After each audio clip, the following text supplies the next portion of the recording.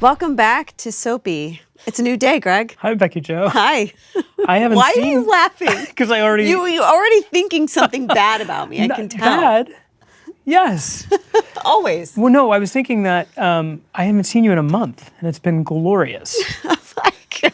I know, it's been a long time. Last time I saw you, we were with Eva. With Eva. LaRue. Yes, and I was thinking how, even more so than Bold or YNR or GH, you know, we shoot at days. We're 10 to 11 months ahead of where we're shooting, 10 to 11 really months ahead ahead. of where we're airing. Yeah. So when we have to do publicity, you know, if Soap Digest calls and they're like, what were you thinking when Javi told you he wanted to do X, Y, or Z? And I'm like, I don't remember. When was that? It was a year Back ago. in 1976? So I was thinking back to our interview with Eva, and I was having that same thought of like, oh, it's been a few weeks. So What did I was we trying talk to remember about? what we talked about. We talked about a lot. We talked about, we talked about her show that she was getting off the ground, which then did get picked up. Yeah, that's new information since she was here. About her stalker, Yeah. Really documentary style. Mm-hmm. And what else do we talk about? Well, just sort of, I think the shared experience of having this storied career, not just in daytime, but she's, you know, just so... Doing prime time. Yeah. Doing daytime. Yeah. Yeah. She's terrific. Yeah. And I didn't know her as well as you did, so I was really happy to have that opportunity to get to speak with her. Yeah, she kind of lights up a room, right? She Unlike does. some people I know. Very Greg dim without enters Eva. Becky Joe. Anyway. Other new news since last we were here. Yeah. You guys are moving. Yeah. Not you and your family. No. You did that a few years ago. Right. But you're Bold and the Beautiful is moving. They've been at TV City, Television City, for those of you who don't know. It's in Hollywood. It's where The Price is Right used to shoot. Where Young and Carol Restless Burnett, shoots. Sonny and Cher. I'm dating myself. But anyway, yeah, the Young and the Restless shoots. You've been dated already, honey. The Young and the Restless shoots there. I think they've shot there since the beginning. Mm-hmm. But they are moving, we're moving our studio to another location. Sunset Gower? No. Raleigh? Sunset Las Palmas. Oh, I see. Yeah. All right, so what was that like? How'd you all find out? What did everybody think? Everyone was kind of like, what are we doing? What are we doing? And it was getting close to our summer break, which So there were rumors that you were moving before? Yeah, and everyone was kind of wondering what we're doing, but not that I care, because I don't have a dressing room. I'm what they call a floater. So why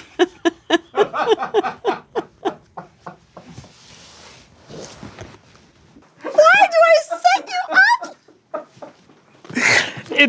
It's too low hanging even for me. I'm gonna I can't. It's too easy. Why do I set you up?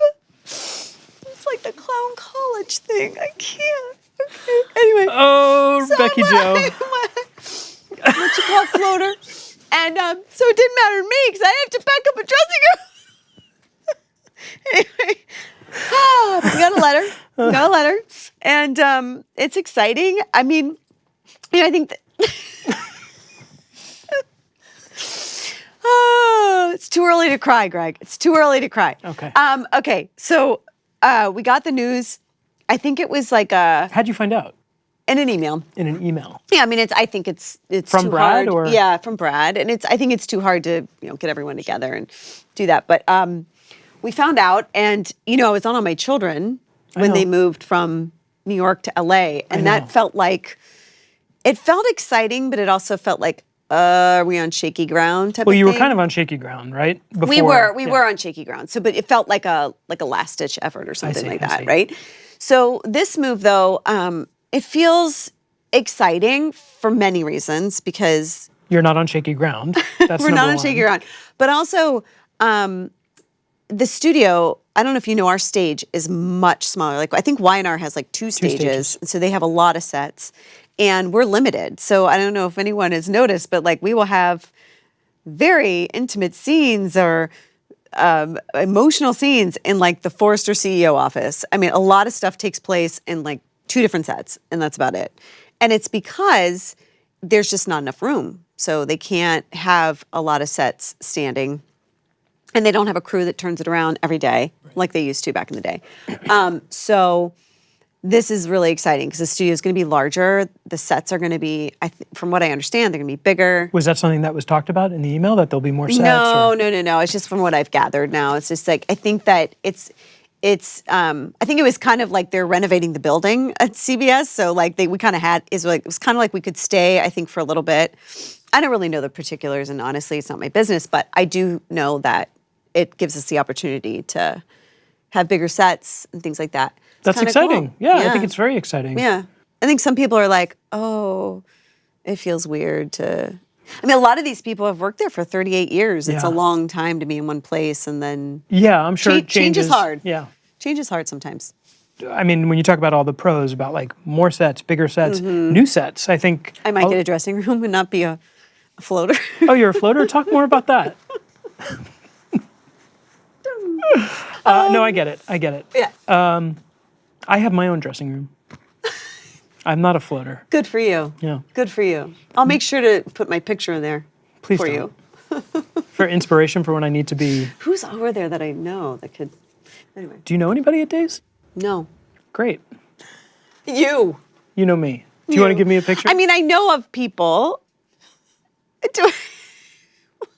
but I don't know people very well. It's interesting because we talked about this with some others, but like there's the ABC soaps, there's the CBS soaps. When I was on My Children, I knew all the people from General Hospital and One Life to Live because there were just events that we would go to. Right. And I find like CBS is kind of similar. Also, Television City in particular has the hallway in between where the Young and Restless stages are and the Bold stage, and also where the Price is Right stage was massive because it would actually be where they would... Actually, I think did Price leave before you got there? Yeah, Price. So they used to line up all of the wheel prizes and the showcase showdowns would be in that hallway. Yeah. So it's massive, and it's... Now it's Dancing with the Stars. It's like the big mirror glow thing is in there, yeah. On the Price stage? It's not on the Price stage, it's just in there. Oh, I was in Bob Barker's dressing room once, yeah. Did we ever talk about... I'm a floater, but I got to be in his old dressing room. Did you float in his dressing room? Wait, speaking of Dancing with the Stars, have we chatted yet on our little podcast here about you being on and winning Skating with the Stars? Not just a floater, guys. No, we haven't. We haven't. Talk about it. Not talked about exciting. it. What do you want to know about it, Greggy? What did you do? I came me. To see you. I know. I was so... it's one thing to go dancing and do Dancing with the Stars. I would imagine that would be very frightening, right? Because you could trip, you could misstep, whatever. And they'd asked me to do dancing, and I didn't do it. But they asked me to do Skating with the Stars. You're like, I'm not going to go on the hit show. I'll go on the one and the only show season that no one's ever heard of. And no one ever watched. That's using the old noggin, Becky Jo. That's really, really furthering my career, isn't it? It's a really good move. Wait, but you were saying, did you feel like... Oh, no, because I skated when I was young. So did you feel more confident that you wouldn't like fall flat on your face kind of thing? No, I wanted to do pair skating. So I just remember the first night being, getting ready to go down this ramp when they announce your name. And first of all, they like want the ice to look shiny for the TV. And so it's all wet. And I'm like, oh my God, I am going to fall on national TV. Like I'm going to fall on my ass right here. I was literally, my legs were shaking. First of all, it was cold. Yeah. It was cold because it was a rink and I was in some, skimpy little thing. And I just thought, what have I done? And I didn't fall. And I think the first person to fall was like Vince Neil, maybe. Who else once was he on? fell, I was like, oh, okay, good. I can fall now. So Vince Neil. Someone fell. Vince Neil, you. Do you remember who else was on? Who else did a show that? Johnny Mosley. Johnny Mosley. There were 6 of you, right? Bethany Frankel. Sean Young, the actress. Oh, yeah. She was on Young and Restless for a minute. Was she really? She was. She was a friend of Eric Braden's. Oh, yeah, that's right. Yeah. That's right. I remember reading about that in his book. I didn't realize she was on the YNR, though. How'd she do? Well, she didn't win. How'd she do on YNR? She did fine on YNR. How'd she do on the skating show? I don't know. She didn't win. But she didn't win because you won. Who else? There was like a Disney star. But he left the show. Like he didn't like get cut. He like left. I remember checking in with you during the fires because you had to evacuate. Uh-huh.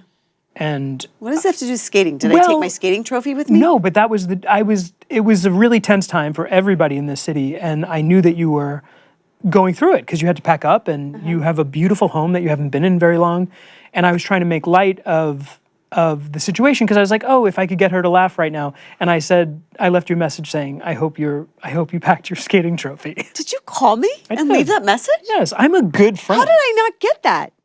Well, you had a lot going on. Oh, yeah, I did have a lot going on. But yes, it was, I still have that trophy, the one and only trophy. It broke somewhere along the line, but Will you bring it in here so we can maybe showcase it? We should have it back there. My bronze skates. And you can bring in your Emmy. Oh, my God. Oh. We can bring in yours. Okay, that's a good idea. Oh, my God. This has been fun. Should we get to some trivia? Or did you have anything else you want to? Let's do some trivia. I didn't bring my cash with me today. I think I owe you. But go ahead. Let's see how I do on this one. Go ahead. The first half-hour soap opera premiered on April 2nd, 1956 at 1:30 p.m. The second half-hour soap opera premiered on the same day at 4:30 p.m. Name the soaps. Ryan's Hope and Guiding Light. I was going to give you a hint. Oh, what's the hint? They were both sponsored by Procter & Gamble. Guiding Light. As the world turns. Anyway, okay, we'll be back. We'll be back with the answer and with Beyond the Gates, Karla Mosley.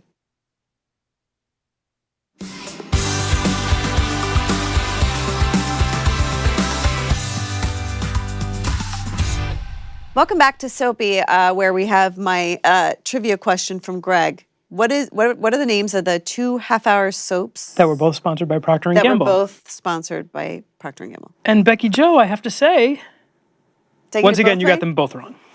Both wrong? Both wrong.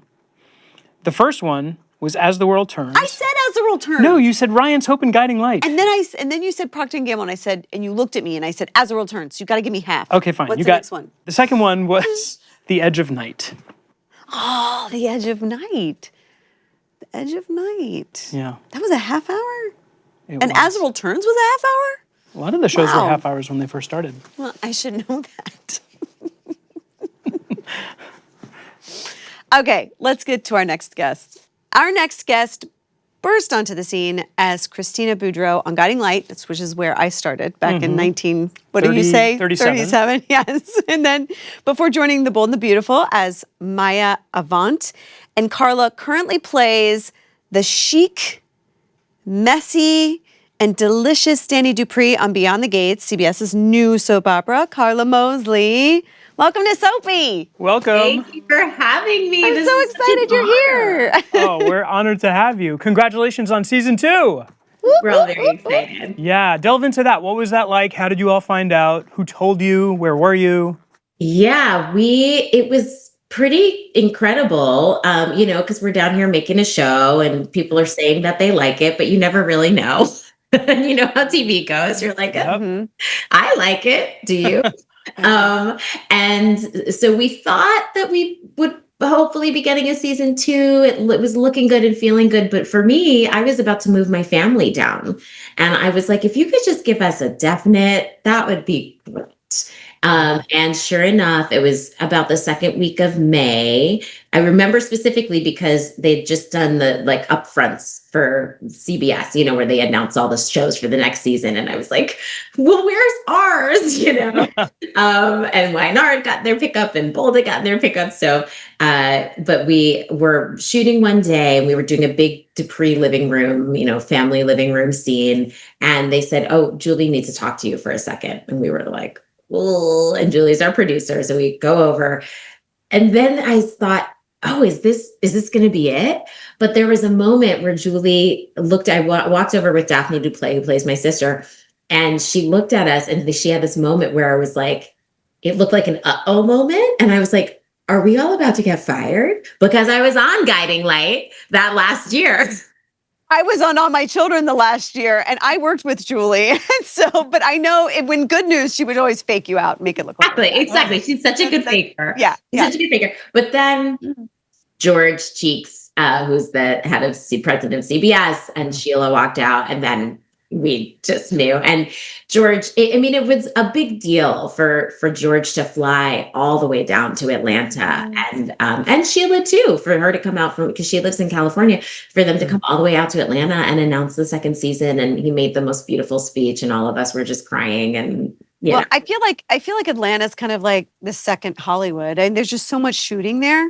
Yeah. So it's not that big of a deal. They probably had more to do. They had more shows to No, visit. actually, he just came in for the day. He did. Yeah, he came in to announce it. It was That is so sweet. It was really special. I want to talk to you about that because, shows do shoot in Atlanta, but it's mostly like soaps are a different beast because it's daily, it's year round. And you have young kids, right? Yes, they're and I imagine 1 and 4 this summer. Yeah, and I imagine that was a really hard decision for you because isn't your family here in California? Yeah. And getting a soap and committing to that, not knowing if it's going to keep going, but it's a whole year. It's not like really. Yeah, you're not just, it's one thing if you go and you're like, okay, I'm going to go shoot this thing for a couple of months. You know, like I talked to some other moms who had gone and done similar things, but they were like, yeah, it was 6 months. It was really hard. And I was like, well, well, this is like, And hopefully years, Yeah. What is your production schedule? Because I know on Bold, you guys are pretty much 3 weeks on, 1 week off. Yeah. Same thing at Days. Yeah. Do you guys take hiatus weeks, or what's production like there? We did. And so the first couple of months were not so bad because that was kind of it. And it was over the holidays. We started in November. So it was like, we had 3 weeks on, and then I was off for a week, and then my kids were out for holidays. So they came here, and then, so it was like, it wasn't so bad. And then we hit March, and we didn't have a break for about a month and a half. And that was like 7 weeks. Yeah. And that was really hard. And I think next year it'll be different, because it was just because of what we were trying to do in the time that we have right now.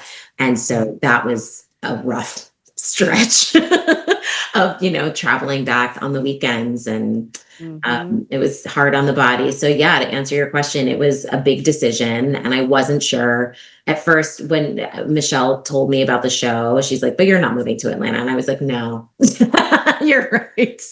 Fast forward, here I am. Yeah. So, well, what was that? What made you go from, no, I'm not moving to Atlanta, to this is an opportunity I can't pass up?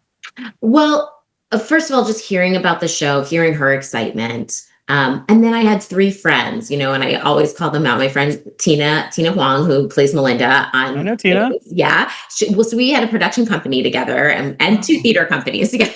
We love each other. She's the best. And yeah.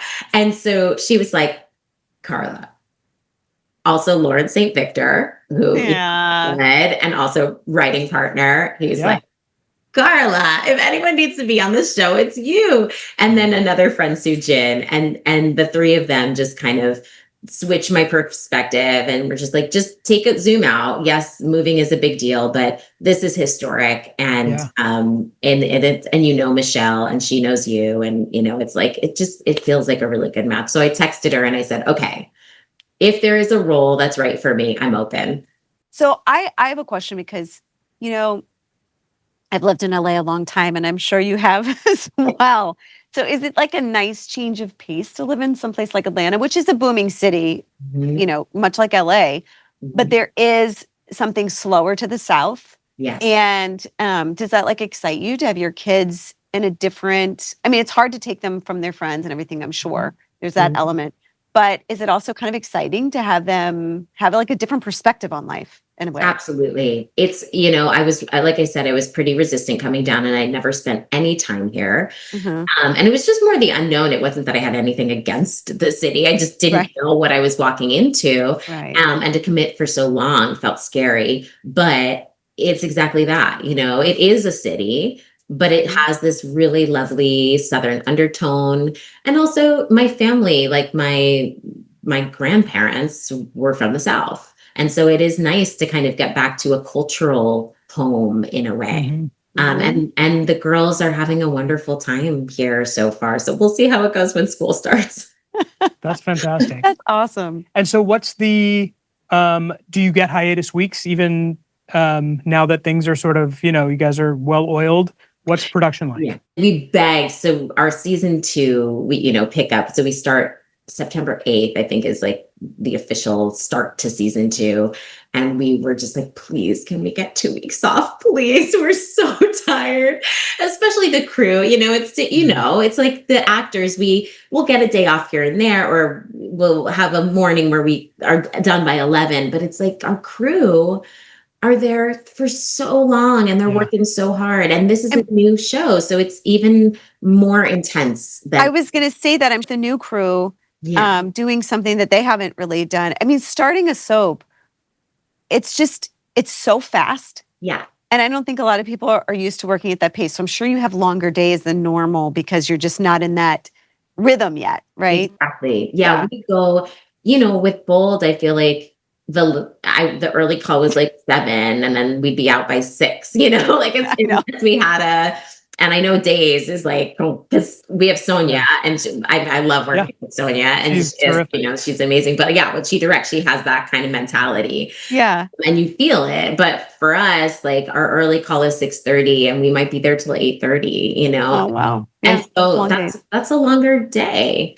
And we're obviously trying to contain it and we are starting to hit a more of a stride, but not always. But also it feels like you have a good mix of actors who are new to soaps and like some veterans who have been making this particular sausage for a while. And so do you feel like you're in a leadership role where you have to tell people like, no, we got to nail it on the first take because we're moving on to the next scene?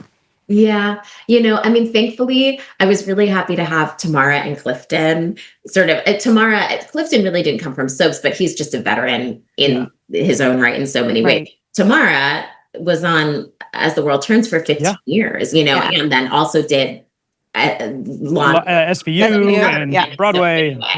So, thankfully she can take some of that, mama role. I let her be the mama a little bit, but, so grateful for her and I'm always grateful to have someone from whom I can learn. And, I learned so much from her, but yes. You speak of Tamara and she does a lot of Broadway and she's, producing a lot, and you are like a little singer dancer too. You guys did an episode where she was singing and you were in the background, and I am telling you, you were dancing your butt off. You were like, I'm like, she's having so much fun. Were you excited when you had that? Are you kidding? That show?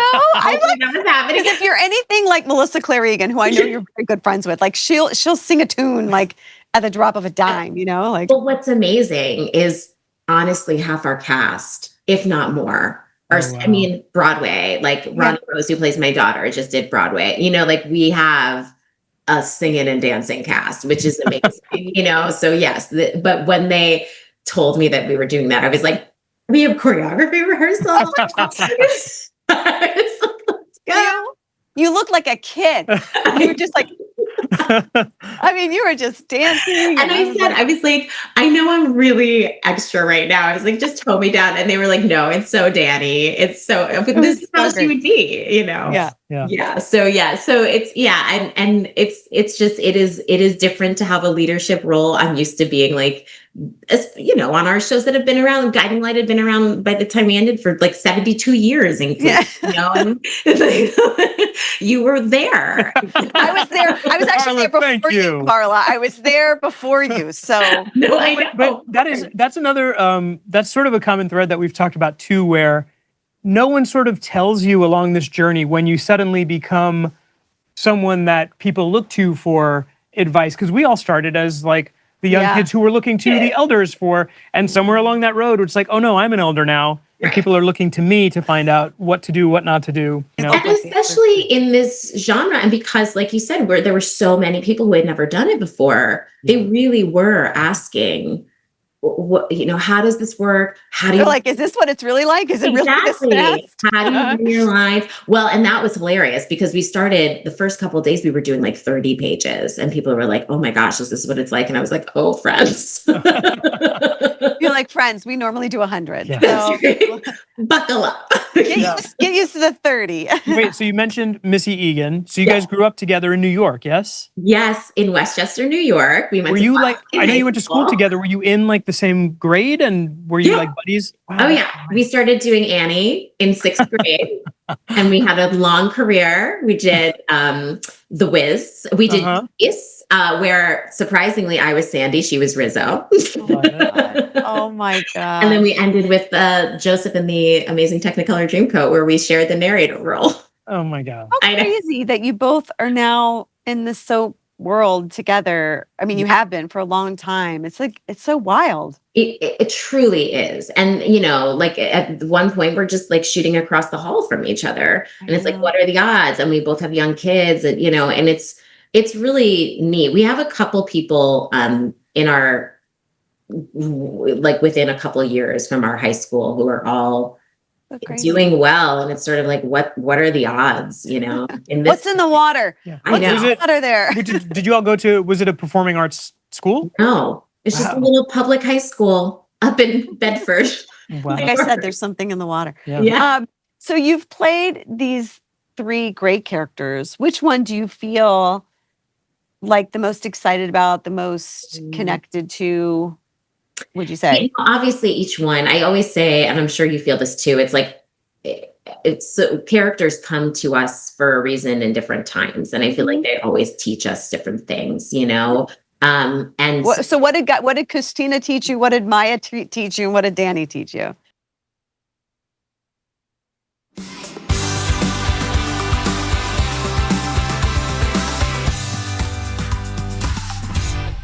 What did Christina teach you? What did Maya teach you? And what did Danny teach you? So Christina was just like, that was me being the baby, you know, that was me going, what is TV? How does this work? You know, but it also gave me Lawrence and we clicked from the moment. I mean, who doesn't? He's such an open, warm person. He's the sweetest person on the planet. I love him. He's just amazing and brilliant. And we played and we were it was the PPAC days when we were there, so we were shooting outside. And I remember there were a couple moments, but one in particular where there was snow on the ground, and at the end of the scene I just like I made a snowball and threw it at him, and we just started having a snowball fight that was just impromptu, you know. And it was like moments like that, knowing that I could incorporate my playfulness and who I was into this world was really exciting. Yeah. And Maya, I mean, it makes me emotional. That storyline, you know, of her disclosing that she was trans was so powerful and just changed me in so many ways. Just as far as I always reference Janet Mock's book, Redefining Realness, which is what I read and sort of used as my Bible during that time. And she spoke not only as a trans woman, but also as a Black trans woman, just about what it means to be real. And it had such a profound impact on me. Like my life, you know, my relationship changed, just everything changed as I began to step into and experience through Maya what it means to be real and what it means to say out loud, like, I never thought I could be loved as I am, and to have someone then love her, you know. So that was just such a beautiful, powerful experience. That is really powerful. Yeah. And then Danny is, you know, I couldn't have played Danny 10 years ago. You know, I think becoming a mother, just going through life and becoming fully embodied has now allowed me to be this fully embodied person on screen. And I love the liberty. I keep going, like, I'm just going to wait till they tell me to stop, and they never do. You know? They let me play in such a big way, and they're just giving me so much juice. She's funny. She's wild. She's deep. She's loving. You know, she's just 360. Specific to, and I love how you say they kind of let you sort of really spread your wings. But who's your go-to on set? Like when you have creative concerns, because we know you have powerhouses there. You've got Sheila, you've got Julie, you've got incredible directors. Is there one particular person on set that is your I have a creative question or collaboration I want to talk about, like who do you like to go to? Honestly, everyone. They kind of know me. I'll kind of come up with a twinkle and I'll be like, so I had an idea. And they're like, okay. And I don't think they've said no yet, because my ideas, I'm a story person, I love editing and so, I'm not going to do something that's just wild for the sake of being wild, but it's more like, it just feels like this makes sense for the story that we're trying to tell. And they usually go along with it. You sort of touched on this with your experience on The Bold and Beautiful, and you've been a little bit more open about your identity recently. I don't know if you want to talk about it or not. You don't have to. Sure. But I think it's pretty inspiring that you're being so brave, actually, to like talk about it, that you're doing that. Yeah, it's funny. It just happened organically. I've been aligned with It Gets Better for a while. And my friend Ross asked me, he's like, oh, we're doing a campaign. Would you like to, do a video? And I was like, there's this other angle that we could talk about. And he's like, yeah, let's do it, and so then once I said yes, this is what happens. Like my friend Nate, and I have this on my Instagram, she wrote me a card once and she called me the goddess of yes, and I was like, oh, it's so right, because I'll just go yes, and then you have to figure out how, then you have to do it, you have to do the thing. So I said yes, and then he's like, okay, we're going to send you the questions, and I'm like, why am I doing this? Why do you have to say anything? Do you have to say who cares? I think that's the thing, because people have all different kinds of experiences, and there's no need. We live in this world where we're sharing. And social media tells us we have to share and share and share, and we don't. You don't have to share anything ever that feels personal, and your journey is your own. But I'm a person who is public about my life and who I am, not entirely, but like that I share. That's what I do that's what I'm driven to do. And so I just said yes and put it out. And I was talking to actually a woman in our cast who is queer and has recently had shifts in her relationship dynamic, and she just kind of discovered that about herself as well. And she just said, thank you. So, we were talking about it the other day, and I was like, I just felt like, was this worth it? Did it feel, kind of self-centered or, and she's like, no, it meant so much to me to hear that video. And so that's what I care about, is like, if this is something that can help people to feel more connected to themselves and to feel more comfortable and seen, then it's worth talking about. It's amazing. Yeah, I can totally relate to that struggle between sort of like imposter syndrome, like who cares, but also remembering what it was like to be a 15-year-old gay kid and not having any, not being able to look at anybody that I saw in any entertainment platform that looked like me or was representative of who I was. And so when I went on my own journey, I think it was that, knowing that when I did start seeing that in my 20s, it was impactful and it meant something. And representation matters. And I think the struggle is real, and I hate that the pendulum continues to go back and then forth in the wrong direction. But when you see people who are different from you in entertainment and you learn something about someone you didn't know previously, it opens your eyes in a way where it makes you realize we're all just trying to survive. We're all just trying to live and exist. And I think it's remarkable. And and that's what I found with Maya too, playing that role. I've spoken about this as well. Even at that time, I felt that it was not entirely appropriate for me to play Maya, but I knew that the story wouldn't be told if I didn't say yes. What was I know there was a lot of positive, I know the impact on you in your own life's journey has been positive, but to that point, did you were there people who were not happy that a cisgendered woman was playing that role? And what was that like? because it happened at sort of the beginning of, unfortunately, trans representation in media, I didn't get a lot of pushback. And I think because it was also because I was very intentional about being clear that I didn't have all the answers, directing people to folks who did, and insisting that we had trans actors included in the storyline. And I also Janet Mock at that time had a show on MSNBC, and they were setting me up for all these other interviews. And I said to David Gregg, who's the PR at Bold, I was like, I have to be on Janet's show. I really want to have a conversation with her.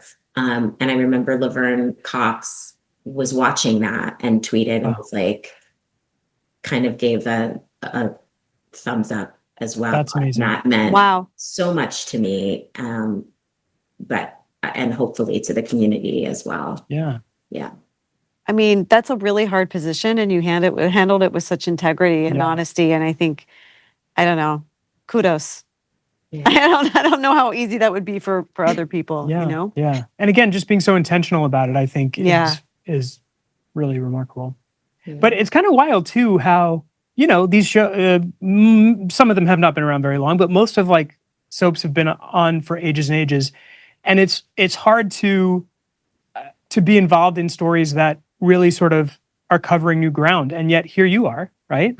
That was historical. Now you're on the show that's historical. It is kind of remarkable. I don't know if you've ever like taken a moment to be like, oh yeah, I've been involved in some pretty incredible experiences in this genre. And you mentioned too, he brought this up when you were going to come on. He's like, she was on the last episode of Guiding Light, and now she was on the very first episode of Beyond the Gates. So we did some research, and you might be the only actor to have been on the last episode of one soap, and then the first episode of another. So I love that. You're just breaking barriers left and right. Yeah, it's like, we just do our job and show up, but sometimes it's like in these moments to zoom out and go, wow, that's really cool. That's really special. And I think we talk about this with some other people that come on, like sometimes there's a stigma around soaps and going back to a soap, and like that you failed somehow, or that you didn't go out and, become a big star or something like that. Mm-hmm. Whereas like really it's a great job. I mean, it is fun as an actor. It's one of the best jobs ever. But what was that like for you? Because you had a little bit of a break. Yeah. And doing all these other things. Wait, did you have 2 breaks? Was there a break between Guiding Light and Bold also, or was that a... Yes. Yeah, but Guiding Light was just a year. So it felt like it just felt a little different than coming like a pause. Being on Bold for 7 years and then taking such a break. I hadn't quite settled in the same way, Mm-hmm. So, but yeah, it was definitely on my mind. It was like, okay, if this is the job that I choose to take next, am I being pigeonholed in some way? Is it, all of that stuff? Mm-hmm. And it's just not true. It's not. It's just not. And we work so hard. And like I said, the freedom that I feel is just making me fall in love with the genre in an even deeper way. Because we get to stay with these characters. We get to go through so many journeys and twists and turns. Mm-hmm. And then we do have the opportunity to do other things if we want to. And it's great. And the people we meet, I think casting in soaps is incredible, because not only do they find excellent actors, but they also find good people. Mm-hmm. And I've had the best time working, with these families. We all spend time together. We know each other's world. We support each other outside. So, what better thing can you ask for? And also being able to be in people's homes every day. Yeah. Are you socializing with a lot of the cast members from Beyond the Gates? Because you're all in Atlanta, and it is. It's like that camp feel, a little bit, but it's a mix because we're here long term. So it's not quite like, oh, we're all here for 6 months and then we're going to. Yes. Yeah. But we love each other. We're on a cast thread, and we, or share things, and we'll go out. We went to see a play. We'll go out. We went out dancing a couple weeks ago, Oh, fun. Did you grow up watching soaps?